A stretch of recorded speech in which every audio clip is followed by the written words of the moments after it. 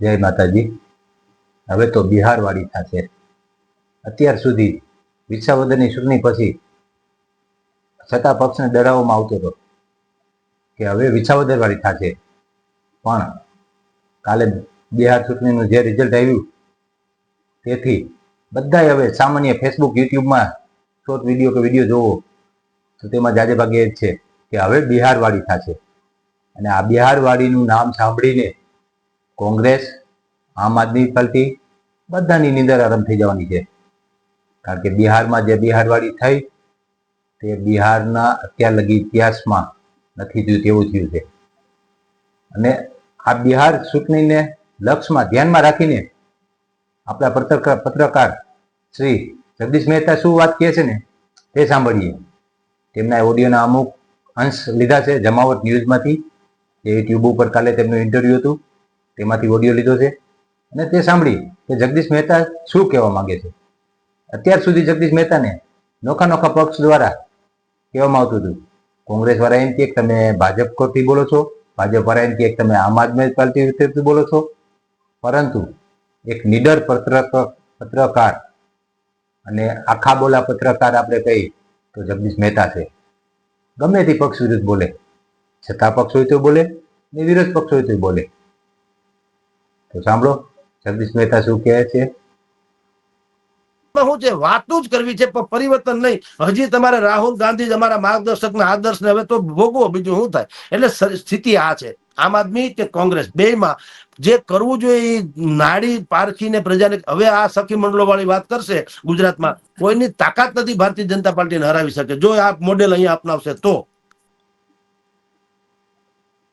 કોઈની તાકાત નથી કે ભાજપને હવે ગુજરાતમાં હરાવી શકે. ક્યુ મોડલ? સખી મોડલ. માની લ્યો અત્યારે ગુજરાતને તો 30 વર્ષથી એક પક્ષ હરાવી જ નથી શક્યું, પણ આ તેમાં એક ઉમેરો થયો. આગળ સાંભળો. કોંગ્રેસમાં પ્રોબ્લેમ શું છે, એને ચરિત્ર અને ચહેરા બેમાંથી એકેય નથી બદલાવા. પ્રોબ્લેમ ઈ છે. તમને ખબર છે એક વખત જનતા જેને નકારી કાઢે એને પછી લગભગ ચીપીએ પકડતી નથી. પણ કોંગ્રેસ શું કરે છે, ઈ એમ કે છે કે વધુ ઘટ્યું તો અમને મળવાનું. ઈ સીધો કોંગ્રેસના રાહુલ ગાંધી ઉપર પ્રહાર છે. કેટલી વખત રાહુલ ગાંધીને જનતાએ નકાર્યા, પણ કોંગ્રેસ વાળા અમારા યુવરાજ, અમારા નેતા મેકવા ત્યારે જ નથી. અને સામાન્ય એમનો કાર્યકર્તા તેમને કોઈ પદ સુધી ભોગવાની લાલચ રહેતી જ નથી.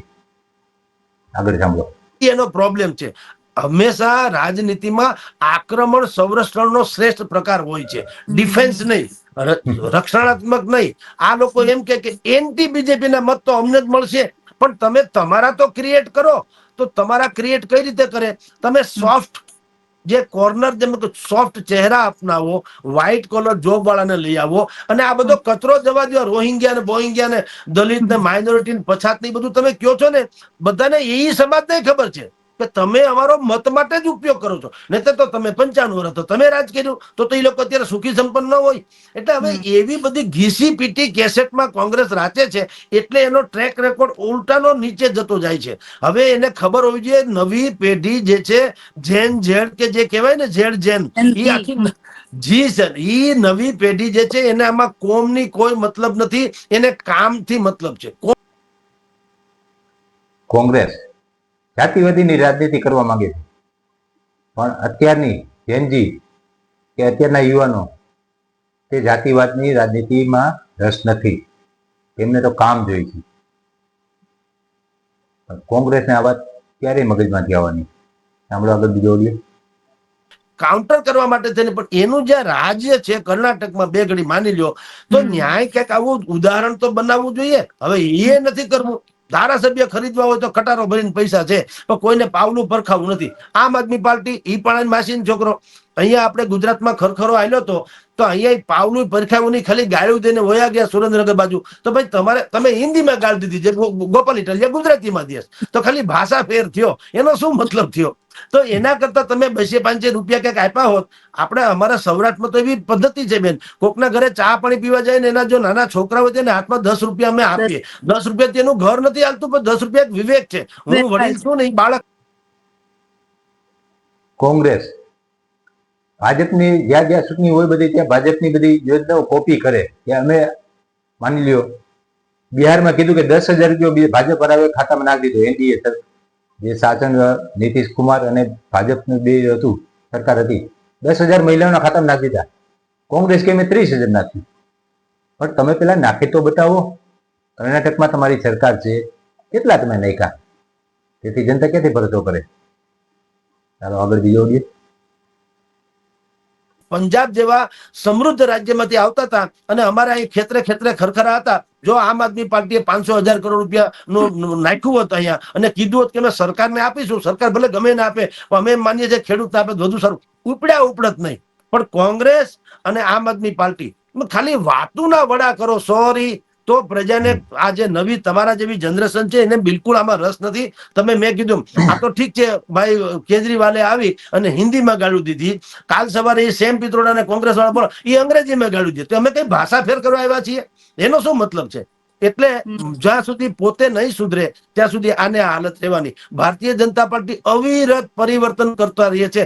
સરકાર જેવી સરકાર પલટાવી નાખે. વિજય રૂપાણીને ઘર ભેગા કરી દીધા આખી સરકારને. અત્યારના જે મંત્રી છે એની પર અડધી પડધી સરકારને નાખી દીધી બખોલમાં.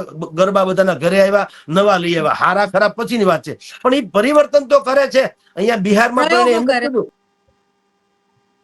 આમ આદમી પાર્ટીના રાષ્ટ્રીય અધ્યક્ષ શ્રી અરવિંદ કેજરીવાલ ગુજરાત આવ્યા, ઘણી વાતો કરી, સત્તા પક્ષને ખરા ખોટી સંભળાવી. પણ જગદીશ મહેતાએ કીધું કે આપણે કોઈને ઘરે જઈને તો છોકરાના હાથમાં 10 રૂપિયા દઈશી. આપણા ગુજરાતનો આ રિવાજ છે, દિલ્હી બાજુ નહીં હોય. તેથી ઘણા રાજ્યો સહાય કરે છે. આપદા હોય, કોઈ ત્રાસદી હોય ત્યારે એક રાજ્ય બીજા રાજ્ય સહાય કરે છે. અરવિંદ કેજરીવાલને કેમ હિંમત ન આવી કે ગુજરાતના ખેડૂતનું એટલું પેટમાં ભરતું હોય તો થોડાક કરોડ, 100-200 કરોડ ગુજરાત સરકારને સહાય બધામાં કેમ ન નાખ્યા? નો હિંમત હાલે. ચાલો આગળ બીજો. ગુજરાતમાં અમિત શાહે ગુજરાતના એક પણ ગામ હવે સહકારી મંડળી વગર અને સખી મંડળી વગર ન રહેવું જોઈએ, આવું એને ભૂતકાળમાં કીધેલું. એ શું કામ? તમે બિહારના પરિણામ જોઈ શકો છો. મહિલાઓએ જે ઉલ્લીને મત આપ્યા 71%, એમ જો આપણે ગુજરાતમાં પણ સખી મંડળો થઈ જાય અને સરકાર એના ખાતામાં પૈસા નાખે તો બાકી બધાનું ધોળું થઈ જવાનું. કોંગ્રેસનું અત્યારે જેવું તેવું અસ્તિત્વ છે, આમ આદમી પાર્ટીનું આશાસ્પદ છે. પણ જો આ સખી મંડળ વાળી વાત કરવામાં આવે ને કદાચિત નહીં આવશે જ. સખી મંડળો ગામે ગામ થવાના, બધી મહિલાઓને સદસ્ય બનાવવાના અને પછી કહે છે કે તમારા ખાતામાં 2-5 રૂપિયા મળશે.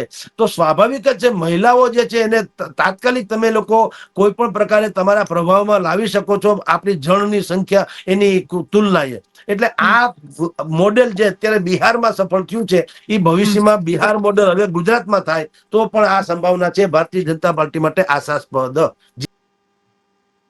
સખી મંડળ અને આદરણીય શ્રી અમિત શાહજી મહિલા શક્તિકરણને ઓળખી લીધી છે. પ્રધાનમંત્રી નરેન્દ્ર મોદીએ ઓળખી લીધી છે કે મહિલા શક્તિ શું છે.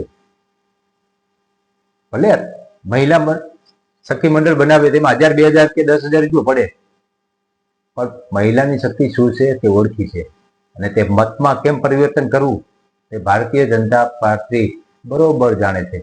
ચાલો આગળ. અહીંયા ગુજરાતના જે પ્રમુખ હતા CR પાટીલ, એને બિહારના પ્રભારી બનાવવામાં આવ્યા હતા. હવે એના પછી આ કલ્પનાતીત જે તમને કહું ફતેહ મળી છે ભાજપને, તો એનો અર્થ એમ થયો કે સંભવ છે, કહું છું તમે લખી રાખજો, સંભવ છે કે ભારતીય જનતા પાર્ટીના રાષ્ટ્રીય અધ્યક્ષનું કોકડું અમિત શાહે કીધેલું કે બિહારના પરિણામ પછી અમે લોકો જાહેર કરશું. હવે પરિણામે આવી ગયા, ભારતીય જનતા પાર્ટીની પણ કલ્પનાથી પર એવા આવી ગયા અને એના પ્રભારી હતા CR પાટીલ.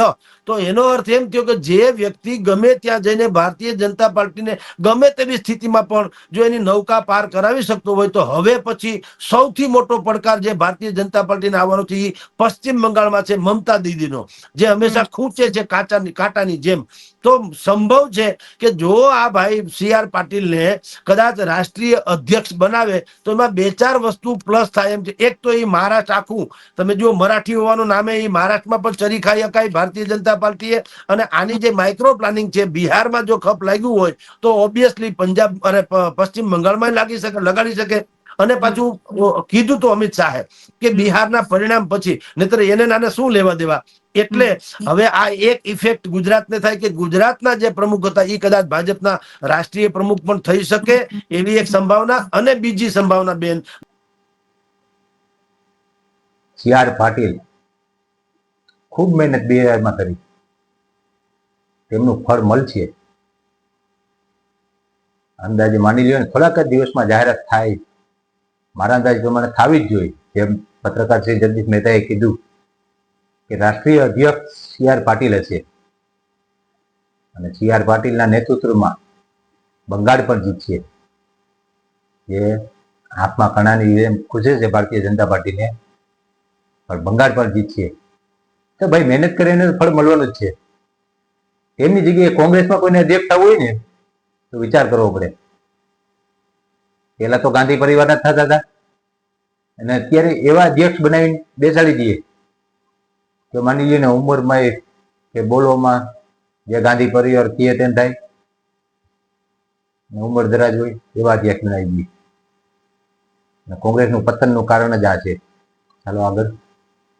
નિશ્ચિત જ હતું ચૂંટણી પહેલા એનડીએ એટલે કે નરેન્દ્ર મોદીથી માંડીને બધા જ લોકોએ જે એક ચોક્કસ પ્રકારની જાહેરાત કરી હતી ત્યારથી જ નિશ્ચિત હતું કે લગભગ આ રિપીટ થશે. અને એ જાહેરાત શું હતી? પ્રત્યેક મહિલા જે છે એના ખાતામાં 10,000 રૂપિયા નાખી દીધા. દેશું નહીં, દીધા. હવે આ તો વોટ ખરીદવા જેવી વાત થઈ બેન. 10,000 રૂપિયા તમે મને આપો ને મારે તમને એક મત આપવો તો એ તો કાયદેસરની ખરીદ. જોયું ને, અત્યાર લગી વિપક્ષની ખોદણી કરી એટલે કે વાયટી કે એની ટીકા કરી. આપણે ગુજરાતી ભાષામાં ખોદણી કહી, વાયટી કહી અને ટીકા કહી, બરોબર. પણ સત્તા પક્ષને પણ ટીકા કરી જાણે એ જગદીશ મહેતા, બરોબર. ઘણા આરોપ જગદીશ મહેતા ઉપર લાગે છે કે તમે આ પાર્ટી ખોટી બોલો છો, આ પાર્ટી ખોટી બોલો છો. મેં ઘણા વિડીયો જોયા, પણ પત્રકાર શ્રી જગદીશ મહેતાનો સ્વભાવ એવો છે કે હાચું ગમે તેને કેવું, મોઢે કેવું, બરોબર. આગળ સાંભળો. પરોક્ષ થઈ ને આમાં ક્યાંય ચાણક્ય બાણક્ય નીતિ કાંઈ નથી. અહીંયા પણ જો કોક એવો પક્ષ ઉભો થાય, ધારો કે એક ઉદ્યોગપતિ એવો અંબાણી કે મુકેશ અંબાણી કે અદાણી જેવો ઉભો થઈને બધાને ખબર પડે કે આ આપી શકે એમ છે. નહીં તો જાહેરાત તો હું કરું, પણ બધાને ખબર છે કે આ પોતાને આને ખાવા ખીચડી નથી તો એ ક્યાંથી આપવાના. પણ કોઈક મોટો માણસ આવીને એમ કે ભાઈ જો અહીંયા મને જીતાડી દો તો દરેક ઘરે હું 500 કે 1,000 કે 5,000 રૂપિયા આપું. તો જેને ખબર પડે કે આ આપી શકે એમ છે તો સ્વાભાવિક લોકો આપવાના. એમ અહીંયા તમે એનડીએ સરકાર, એ તો કેન્દ્રમાં સરકારમાં તો વાત સાચી છે કે જ્યારે મતદારોને સીધો ફાયદો થતો હોય ને તો મત અમુક ટકા વળી શકે. જે બિહારમાં 10,000 ડાયરેક્ટ ખાતામાં આવ્યા તેમાંથી 5-10-20% મત ભાજપ કોઈ વળ્યા હોય, તે વાત નકારી ન શકાય. ચાલો આગળ. 23 થી નીતિશ કુમારે 31 લાખ લખપતિ દીદી બનાવી ચૂક્યા છે અને એને વર્ષે લાખ રૂપિયા આપવાની કમાણીની વાત કરી છે. તો સવાલ એ છે કે આ લોકોએ હવે ટાર્ગેટ શું કર્યું છે? જુઓ, બિહાર 50% તો મહિલા હોવાની, મહિલા અને પુરુષનું લગભગ રેશિયો 50-50 ને આડે ગાળે હોય છે. હવે 13 કરોડની જનસંખ્યામાં 7.80 કરોડ મતદારો છે. બાકી બાળકો ને બાકી જવા દો તો 7.5 કરોડ મતદારોમાં 50% તો મહિલા હોવાની. હવે એ 50% મહિલાઓએ આ વખતે શું કર્યું? સૌથી વધુ મતદાન કર્યું મહિલાઓએ. કેટલું? 71%. આ ઐતિહાસિક થયું. 1951માં પહેલી ચૂંટણી લોકસભાની જવાહરલાલ નહેરુના વખતમાં થઈ, ત્યારથી માંડીને આજ સુધીનો રેશિયો છે આના જેટલું બમ્પરમાં બમ્પર કહી શકાય એવું કોઈ મતદાન થયું નથી. 5 કરોડ મત પડ્યા, એમાંય 40% મહિલા હતી. તમે વિચાર કરો તો સ્વાભાવિક જ છે કે મહિલાનો જોગ કઈ બાજુ ગયો? મહિલા બે બાબતમાં હંમેશા મતદાનમાં એની અસર પડે. શું? એક પહેલામાં પહેલી વાત સલામતી. આ પહેલી વાત. મહિલા સુરક્ષા અને સલામતી એક વાત, ને બીજું મહિલાના ખાતામાં 10,000 આવી. પેલા આપણે કહેવાતું કે યુપી બિહારમાં મહિલા અમુક માની લો હાલતા બલાત્કાર થતા કે હાલતી કોઈ ઘટનાઓ બનતી તે 2014 થી સાવ નીચે ગઈ છે, બરોબર, એટલે નહિવત છે, 50% નીચે વહી ગઈ છે. એટલે સલામતી એક કારણ તે પણ છે. સાંભળો આગળ બીજો ઓડિયો. કાંઈ હતું નહીં, એને 30 બીજું કાંઈ હતું નહીં, એને 30,000 એને તો 10 ની જગ્યાએ 30 આપવાની વાત કરી. પણ બધાને ખબર હતી કે આની પાસે ખાવા ખીચડી નથી, સત્તા આવવાની નથી, તો એ તો ગમે એ કે ઓલા કરિયાણાની દુકાન જેવું છે. એક દુકાનમાં ખાંડનો ભાવ, સાકરનો ભાવ હોય 20 રૂપિયા, સામે વાળો રાખે 18 રૂપિયા, ચણાનો ભાવ હોય 10 રૂપિયા, ઓલો રાખે 8 રૂપિયા. કોકે પૂછ્યું કે ભાઈ તમારી સામે આટલી મોંઘવારી છે છતાં સામે વાળો દુકાન વાળો જે છે એ તમારા કરતા હંમેશા ઓછું પૈસા ઓછા રાખે, છતાં એની પાસે ગ્રાહક નથી હોતા. પણ એને કીધું એની પાસે માલે ક્યાં છે? એ તો ખાલી બોર્ડ મારે છે ઉલ્લુ બનાવવા, કારણ કે માલ હોય તો ને વેચવો, મારે વેચવો છે, મારે માલ આપવો છે. એમ આ જે એનડીએ છે એને 10,000 જાહેર કર્યા કે જે કર્યા હોય એને આપી પણ દઈ અને બતાવી દીધું કે અમે જો આપી દીધા. એટલે કાલે વારે કોઈ એમ તો કે વાયદો છે.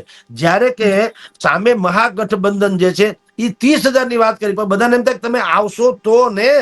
હવે 90% હતું કે આવવાના નથી, 30 કે 50 ક્યાંથી આપવાના? બીજું 10,000 મોદી સરકાર, નીતિશ કુમાર સરકારે આપ્યા અને કોંગ્રેસ અને આરજેડીએ 30,000 ની જાહેરાત કરી. લોકોને વિશ્વાસ હતો, બિહારના લોકોને, કે 10,000 રૂપિયા આપણે લઈ લઈએ, આ 30,000 રૂપિયો નહીં આવે, ગમે તેમ થાય તો. કારણ કે ભૂતકાળમાં એવા દાખલા છે કે અમુક સરકાર, કોંગ્રેસની હોય કે બીજી સરકાર જાહેરાત કરી હોય પણ કોઈ દિવસ પૈસા આવ્યા નથી. બરોબર, આગળ સાંભળો. કરોડ તો 2 કરોડ આપવાનું નરેન્દ્ર મોદી કહી ગયા હતા રોજનું, એનો મેળ નથી પડ્યો. તો આખા બિહારમાં 7 કરોડ ક્યાંથી? એટલે તમે પસેડી કરતા હોડ વધુ લાંબી તાણો, તમારા ટાટિયા દેખાય. આરજેડી તેજસ્વી યાદવ દ્વારા 4 કરોડ કે 5 કરોડ નોકરીની જાહેરાત કરવામાં આવી સરકારી.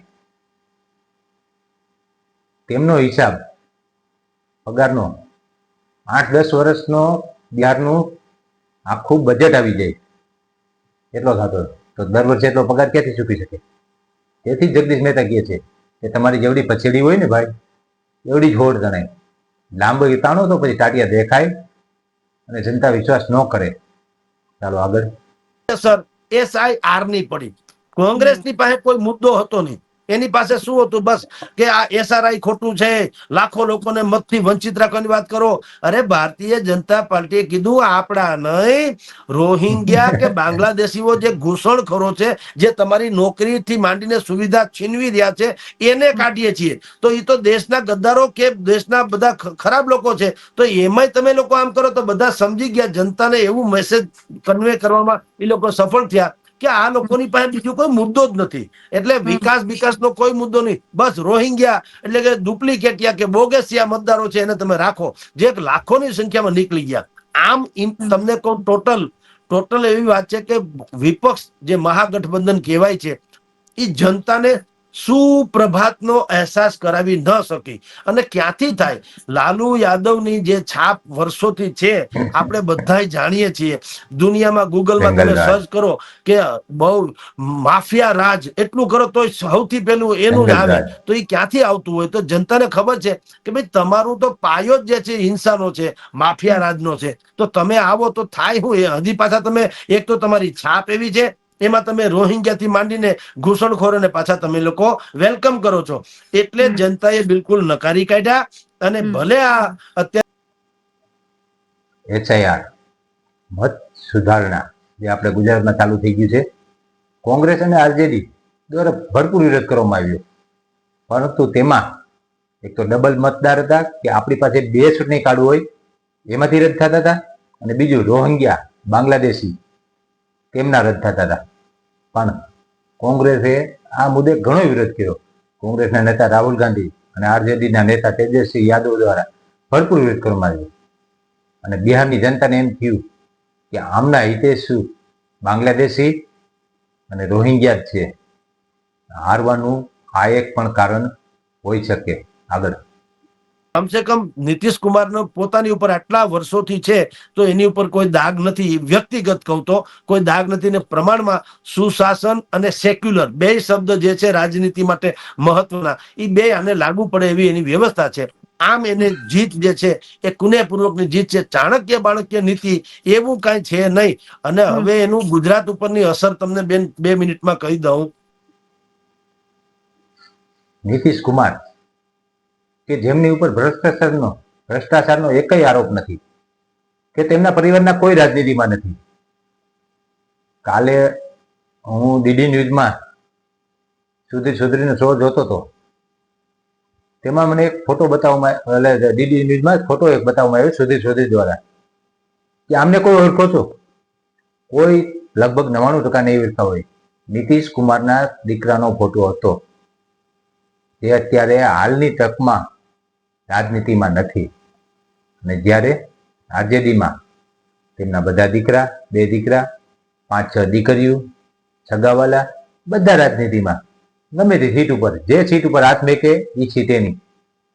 તેવું જ કોંગ્રેસમાં, ગાંધી પરિવારમાં. બરોબર? તો આ પરિવારની રાજનીતિ બિહારમાં તદ્દન નકારવામાં આવી અને બિહારમાં એનડીએની સરકાર બની. હવે આપણે ગુજરાતમાં અત્યાર લગી એમ કહેવાતું હતું કે વિસાવદરવાળી થશે, પણ કાલથી ટ્રેન્ડમાં છે કે હવે બિહારવાળી થશે. અને વિપક્ષ બધાય મૌન થઈ આનો શું જવાબ દેવો તે વિચારમાં પડ્યા છે. બાકી જનતા તો અત્યારે કે જ છે હવે બિહારવાળી થશે. જય માતાજી.